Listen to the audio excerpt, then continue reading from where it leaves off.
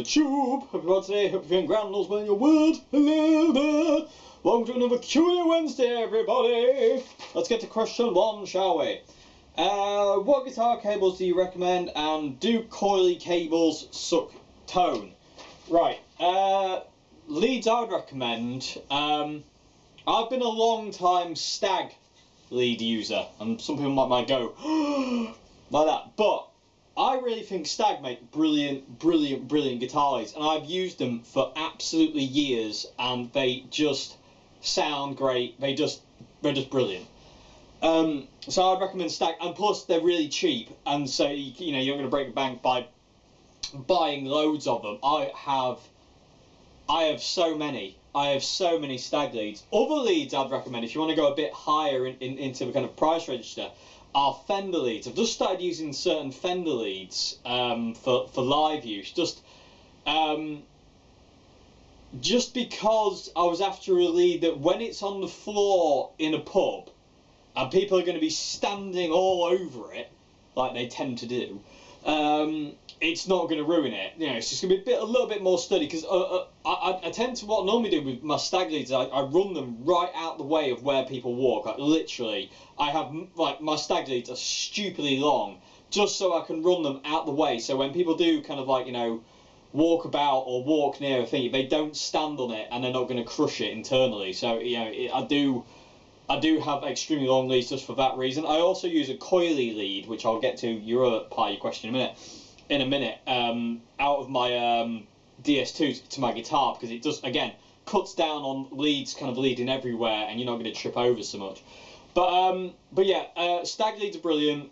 I absolutely stand by Stag leads. I think they are absolutely amazing. I'm using so many. I'm not, this one is a Stag lead. The one coming from my amp, my pedalboard, is the effects loop leads are Stag. Mainly my gigging leads are all Stag, apart from the new Fender ones I've bought, like I said, but just they're a little bit thicker and are just a little bit more robust, so when people do stand them, it won't destroy them internally. Plus I've got a lifetime warranty, so haha. So yeah, Fender leads are really good. Any other leads? I can't think of any others off the top end, but that's what I use. I mainly use Stag leads though. I just love them. Like I said, I just keep reiterating that. I don't know why I do that. But yeah, I really do. And as for your other question, do coily cables suck tone? They do, but in a good way. I don't mind plugging straight into an amp, but I do prefer it if I've got like a wah pedal. Like a non-true bypass wah pedal, because it darkens the tone off. And the same thing happens with a coily lead. Because they're so long, but they're in such a short, you know, such a small thing, they do add a certain kind of, they take a lot of the brightness, they take quite a lot of high end off. But I personally like that. If you don't like that, then coily cables aren't for you. A lot of people say, like, you know, back in the day, like, you know, when Jimi Hendrix was using coily cables, like to go from to link his Marshalls, and to go from his Marshalls to his fuzz face and pedal and his wah pedal, that cut down a lot of the harshness of the Marshalls, because if you ever plugged into a Marshall and cranked it fully, they can be quite brash without anything in the chain. But if you plug a wah pedal in, especially with coily cables, it does darken down that high end. So yeah, coily cables will darken your sound. They won't destroy it. They will just take some of the high end away, and you can just compensate if you want that back by just turning up the just up the treble or the presence, preferably presence over treble. But yeah, definitely they can drain your tone, but not in a bad way. I mean, I personally love it. I don't like true bypass things, really. I'm not really that kind of. I like the certain things that like certain things will do to your tone, like just to take out some of the high end. Because I don't really like high end that much. But yeah, the coily cable I use is a Stag lead as well live. But again, coily leads for live I think are brilliant, especially if you're playing a pub, or like, you know, a small kind of club and you're on the floor. Coily leads are brilliant because it just, you don't have your lead kind of like getting everywhere, and if you go over there and you come back, it doesn't like trail. It just goes with you. So coily leads are brilliant. So yeah, they're the two leads that I'd recommend, Stag and Fender. Fender are a bit more pricey, and Stag definitely aren't. The Stag are really budget, but they're brilliant. Fender are a little bit more pricey, but they're a little bit more robust. With Stag leads, you've got to be a little bit careful, but not ridiculously careful. I used a lead for the best part of 5 years, and it never broke. And just one day, one guy stood on the jack, snapped the jack, and that was that. Thank you. Anyway, I hope that answered your question. We're going to move on to question 2 now. Okay, just quickly before we go to question 2. Yeah, that's one thing to always be aware of if you're doing pub gigs. Your jacks. Be careful of your jack leads hanging out the side of your pedals. Make sure they're not in the way of people, because I have had many a snap. I was doing a gig once where I had my roto vibe, and this guy stood on the jack, and it snapped it off inside the pedal. Like I say, this other one where this guy broke this Stag lead I'd had for 5 years, and there's other ones where I'm using them in jacks in monitors as well, and people will fall over the monitors and bend the jacks. So just be angle jacks really for pub and kind of club gigs are always best, really, if you can kind of get away with it. Straight into your guitars, that's fine, but I always use angle jacks going into my pedal board. It just just saves people destroying them. Anyway, question 2. No extra charge for that bit of information that was totally uncalled for and totally nobody asked for. Anyway, question 2, everybody. Who are your top 5 guitarists and why? You've got quite a few questions here. Top 5 guitarists: John Frusciante, Jimi Hendrix, Peter Green, Rory Gallagher, Mike McCready. The reasons why is they just have influenced me. They have a massive impact on the way I play the guitar. Everything about them I love. Their playing just does something to me internally, and not a lot of guitarists do that. So those 5 are the top 5 for me. That they've had a massive influence on me playing wise, and they've had a massive influence on me emotionally. So that's my top 5, and that's why. You asked also Gibson or Fender. Well, ideally, I'm a Strat fanatic, so it'd have to be Fender, but Gibson are awesome as well. But I don't know. But if you'd put a gun to my head and say, like, you got to pick one, it'd be Fender, and it'd be this Fender Strats any day of the week. Who influenced me the most? Well, I've had quite a few people who influenced me a lot. John Frusciante, Jimi Hendrix, the 5 guitarists I mentioned, they've influenced me no end. Absolutely no end, them 5 people have influenced me. And also my friend Charlie, who sits on top of the amp here all the time, he's right up there with John Frusciante. He's one of the biggest influences in my life, and he's no longer here, but it's to have that man and to call him my friend was beyond an honour. And I miss him very much. So your last question was, do you like ZZ Top and Lynyrd Skynyrd? Yes, I do. Yeah, I do.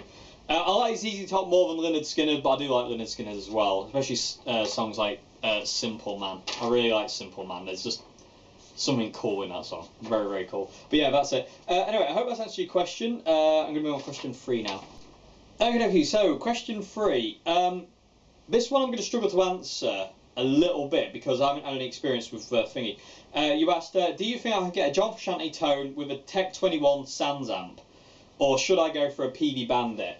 Personally, I've only ever tried 2 Tech 21s Sans amps, and they were good, but I didn't really like them.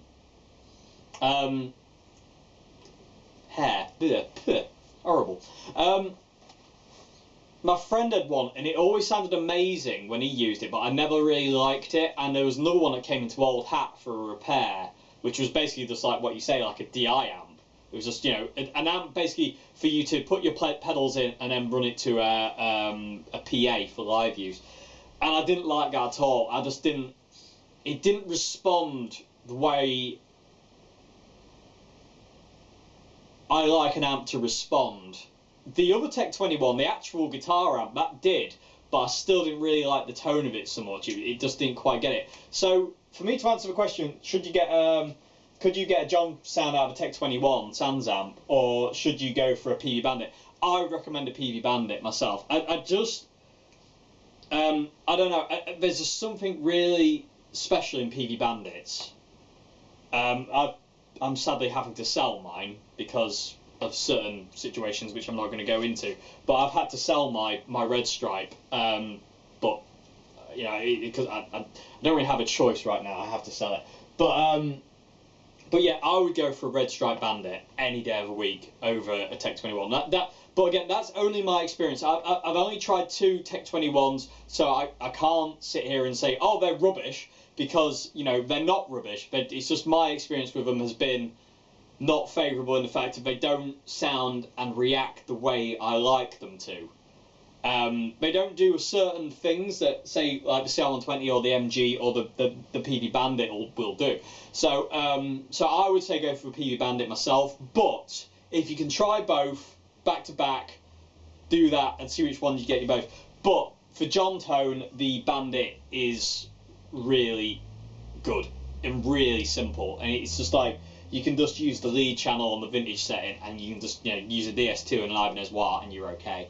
So I hope essentially question, you know, to what I can do, to the best of my abilities, I'd say. But like I say, there is no substitute for trying both out in person. You know, people can tell you all day long you need to get this, and this, and this, but until you actually go out there and try it for yourself and see if it works for you, and does it kind of talk to you, does it speak to you, then you're never really going to 100% know. So it's really important, if you can try them both, please try them both. Anyway, I hope that's the question. I'm going to move on to question 4 now. Okay, so question 4. What are your thoughts on refretting a guitar, value and playability? Personally, a guitar to me has to work. It has to play, and it has to play on every fret. I can't stand guitars where there's a slight dead fret, like, or it's slightly rattly. Well, I don't mind fret rattle so much, actually. In all fairness, that doesn't really bother me as much as a dead fret. But a dead fret's really annoy me. So, thoughts on refretting. If your guitar needs refretting, it needs refretting. But I would leave it till the last minute. If the guitar still plays fine, and it feels nice, but the frets are really pitted, then stay with it until it literally goes bonk and doesn't work anymore.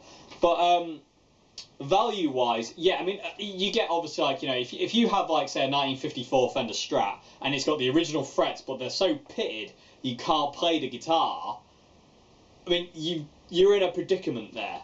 You're in a massive predicament. What do you do? Especially if you love the guitar and love playing the guitar, because literally, what do you do? Because refretting it devalues it. So, what do you do? Just put it in a case for the rest of its life and never touch it again, or what? And that's a situation I would never want to be in. I'm really lucky with my old Strat. It's already been refretted once, so it doesn't matter. You know, it's already been refretted once, so the thought I have of getting it refretted is, like, as soon as those frets totally wear out, it's just getting refretted. I don't have to worry about the value thing, because it's had so much done to it, it won't affect it anymore. So, but like I say, if you're a player, the guitar has to work. So if it needs refretting, refret it. You know, that's the way I look at it. That's the way I see it. You don't really, you don't want your guitar sat there in the corner for the rest of its life just because, you're too afraid to have it refretted. It needs to be done. But what I will say is, be careful who refrets it. My number 1 Strat, the first time I'd refretted, the guy refretted it so badly. When it came back, I was so excited. I'm going to get my guitar back. It's going to play, because I'd worn the original frets to nothing. And I got it back and I plugged it into an amp and it didn't play. It literally went. I was like, and it just made this clicking noise, and none of the frets worked. The action was stupidly low. The truss rod gave the neck a back bow, and it was the guy who had thrown my low E string saddle out, and he'd ruined it. Totally ruined it. And to a point where it had to go to another guy for him to sort the fretwork out, and he dragged the guitar back. But that only lasted a year and a half, and I had to have it refretted again by this other guy, who did the most amazing job. If you're in the Lincolnshire area, John Lavoie does the best refrets. He does absolutely amazing. my white Strat, the fretwork he did on that guitar is just unreal. So so yeah, just be careful of who's refretting your guitar, because some people can be a bit, you know. Oh, and that was another thing as well. He'd wound my pickups up really high, and I don't like my pickups really high, and he just wound them up really high. Some guitar techs are tweakers. Regardless of what you say to them, I don't want this doing, they're going to do it regardless. But yeah, the guitar has to work, so if it needs refretting, refret it. You also asked, sorry, I've spent way too long on that subject, but yeah, I could have just said, yeah, if it needs refretting, it needs refretting. I've just gone off on a tangent again. You also asked, when are you and Mike Bradley doing your guitar clinic? I really don't know. That's on like a permanent hold, if you will. I don't know if that'll ever happen. I really don't, so I can't really say. Are there any plans for an Untitled album? No, but I am planning on releasing an album soon called Loud Silence. Great title, Dave. Basically, a friend of mine asked me. I play at his place every now and again, just like on my own, and he really liked the spacey stuff I did, and he was having trouble sleeping. So he asked me, he said, "Can you do an album of music of just that spacey, chilled out guitar stuff?" So I was like, "Yeah." So I spent an entire afternoon. I put a mic in front of my amp, and I just made loops, and I just recorded them, and it became this like 10-track album, and I just gave it to him, and other than that, it's just kind of sat there. I'll do a little preview vid at some point, but I am planning on doing that soon. But people asking for the John album, that I don't know what to do with that at this point in time. I would like to re-release my For John album as well, make it available again, but it's just having the funds to do so at this point in time. So, but on my Untitled's, the YouTube Untitled's, I need to download them all, and I'm going to put them up on my Bandcamp for free download, as I said I would. I just literally haven't had the time to do it yet. It's a very time-consuming thing, because I need to put them into Pro Tools, and then kind of like, I want to kind of sort out some of the sounds a little bit, and this, that, and the other. So give me a bit of time on that. But all my Untitled's that I'm putting up will be for free download on my Bandcamp eventually, and I will do a video to let you know when it happens. Anyway, I hope I answered your questions. Moving to question 5 now. Okay, so question 5 today is, why do you think the MG100 is better to get John's tone rather than AC30? I mean, well, it depends on what the AC30 is, because if it's the valve reactor AC30, John's tone is in the clean channel. It was when I borrowed the AC30 that I demoed in here, the valve reactor, it was terrifying, because it was literally like on the clean channel, if you wind the volume all the way up and have treble, I think treble at like 10 o'clock, and you have bass at 2 o'clock, that's John's clean tone, and that tone works with the Ibanez Wah and the DS2 as well without the volume jump. So I wouldn't say, but if it's an old AC30, like if it's like a valve one, or it doesn't have the ability to overdrive unless you're cranking it, then obviously, you know, the MG is going to beat it. But also, certain Voxes don't have the right voicing for John, if that makes any sense. Certain Voxes don't have that kind of, the right kind of sound, you know, if that makes any sense. They don't quite match up, if that makes any sense. But personally, because I'm such a MG freak, and I own way too many, I don't know, I just find the MG is just a little bit more, plus it's being 100 watt, you're never going to find a place where it's not going to be loud enough. An AC30, especially the valve reactor, that was its biggest failing for me, was how quiet they are. Old AC30s are deafening, but when they're cranked, but there's no way you could use that anymore. There's no way you could go to you couldn't go to a pub anymore, or a club, with an AC30 and have it run on 10 all night. You would get thrown out in the first 5 seconds of turning it on, which is really sad, because I think one of the main things of live music is the volume. It has to be at a certain volume for you to feel it, for it to go inside you. If it's shrill, then not so much, but if it's a nice live sound and it's loud, then yeah. But there are so many pubs and clubs that I've played where you've been asked to turn down to a point where people talking are louder than you. So if you're doing like Red House or a slow blues song, you can barely hear yourself. But you know, again, that's a different video for another time. But yeah, I mean, I just think the MG is really good for the John tone because, like I say, it goes loud enough. You're never going to have issues with it being loud, not loud enough or quiet enough. They can go stupidly quiet as well. So I wouldn't say the MG is better for John sound than a Vox, and I wouldn't say the Vox is better for John sound than you know, or whatever. It's just really what comes down to works for you, and the MGs just work for me. I love Voxes, but I never really get on with them, and I've got no real desire to own one apart from the valve reactor. But I need an amp I can gig if I need to gig it, and you just can't gig a valve reactor, and that kind of gives it a big no-no for me. It'd be a lovely amp just to have around the house because it looks like an AC30 and it's gorgeous, but yeah, it's not very practical as far as, like, you know, gig worthiness. Even miking it up, I think you'd struggle to kind of hear it over a drum kit if you were using it on stage. But yeah, I don't really know. I mean, it's just anything. It's all personal preference. It all comes down to what works for you and, you know, what you like more than anything else at the end of the day. Like I say, for me, if I was to choose Vox or the Marshall MG to get John's tone, I'd go for the MG. Excuse me. Oh, one of those days. Anyway, I hope I answered your question anyway. I might not have answered that very well. I'm always very well aware that I might not answer these questions as well as I probably could. So I hope that's answered your question okay. And if I haven't, comment below and say, you're an idiot, Dave. You didn't answer that at all. In which case, I'll be very apologetic. Okay, so I'm going to move on to question 6 now. Final question of the day. Okay, so final question of the day, question 6. There's a few little ones in here. Why is using the thumb so uncommon? Why is using your thumb on your left hand so uncommon?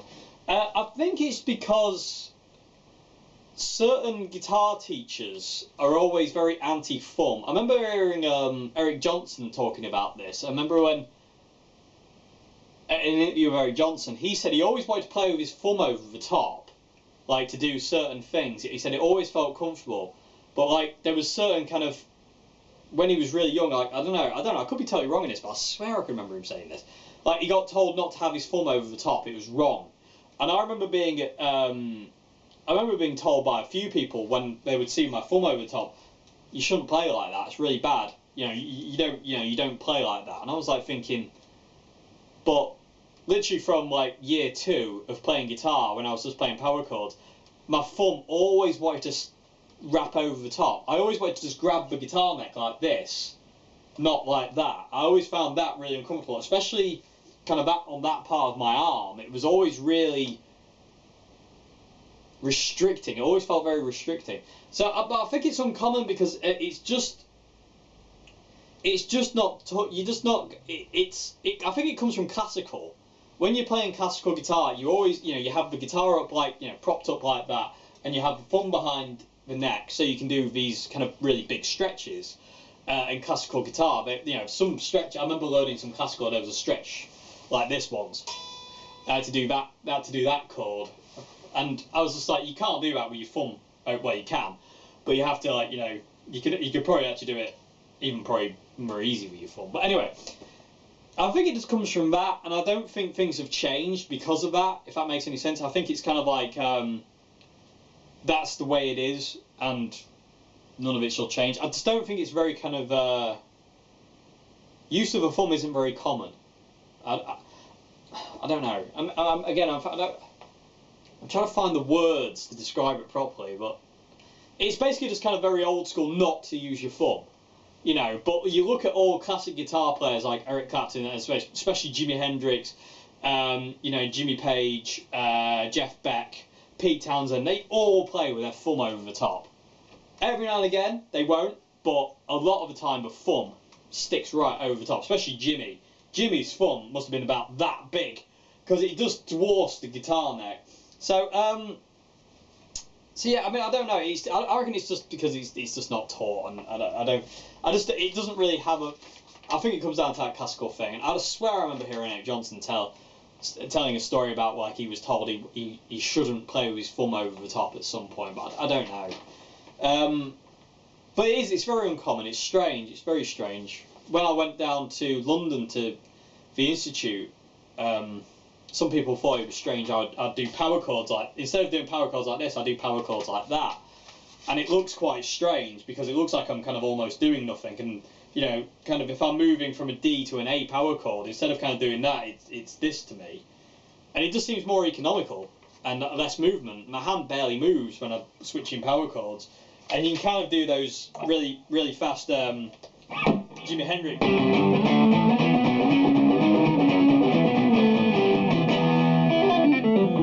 You know, you do those really fast Jimi Hendrix kind of Woodstock improvisation kind of things. So I hope that's answered that question. I don't know. I mean, people with a tube, why do you think it's uncommon to use the thumb? I'd love to hear what you have to say on that one. You also asked, what do you think of the balance between theory and enjoyment? Right, now this is a whole video unto itself, this subject, because you have to learn theory.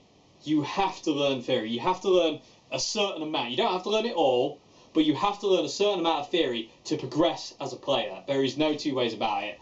You have to learn a certain amount. There is just, you know, you cannot do it, but you don't have to learn it all. And the moment where theory starts to take away from your enjoyment, like you say, that's when you've learnt enough. Because I started to get this again when I was in London. I had to learn all these kind of crazy like whole tone scales, like, and I had to learn them, and I had to learn how to use them and uses of whole tone scales and certain other scales, like, you know, stuff like that. But then I found I would, in my own playing and the style I like to play and that kind of bluesy rock thing I like to do, I would never ever use that. I'm never going to use those scales, so why am I learning them?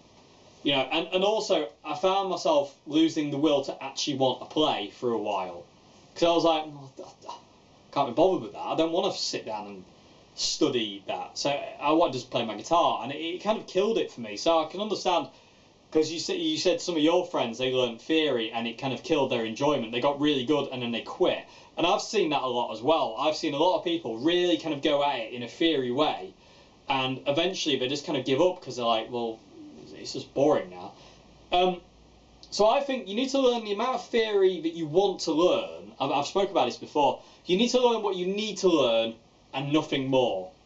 That's my kind of position on that. You need to learn what you need to learn and forget the rest.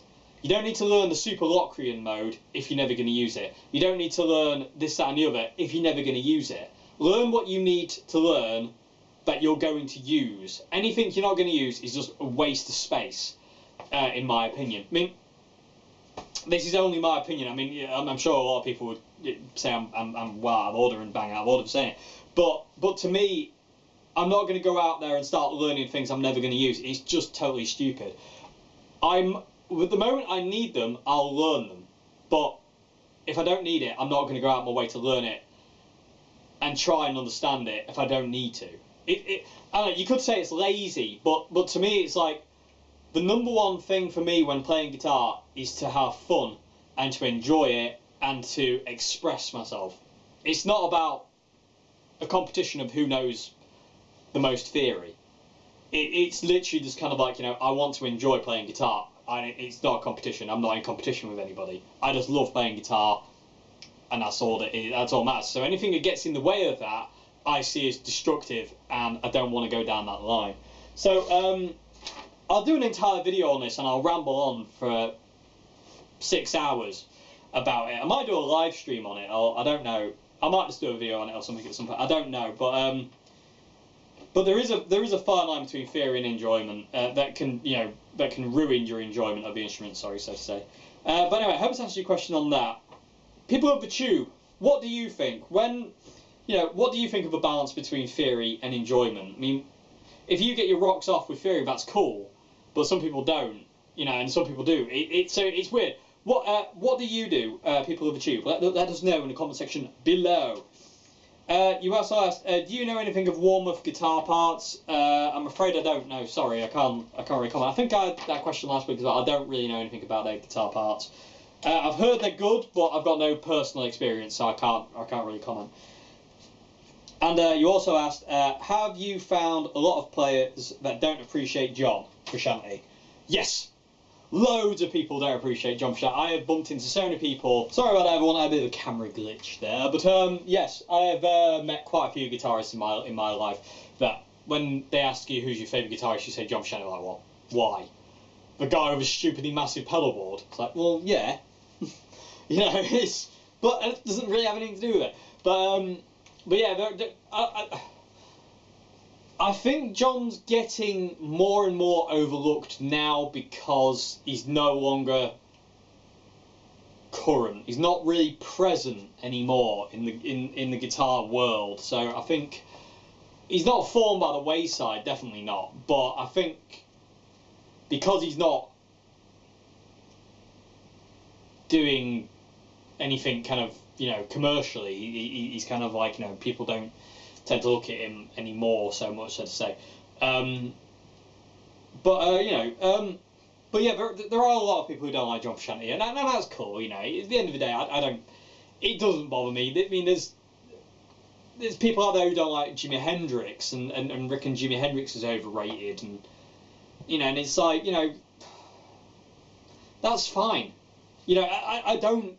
It doesn't bother me. If you think Jimi Hendrix is overrated, then that's your opinion. That's not my opinion. It's not for me to say that you're wrong.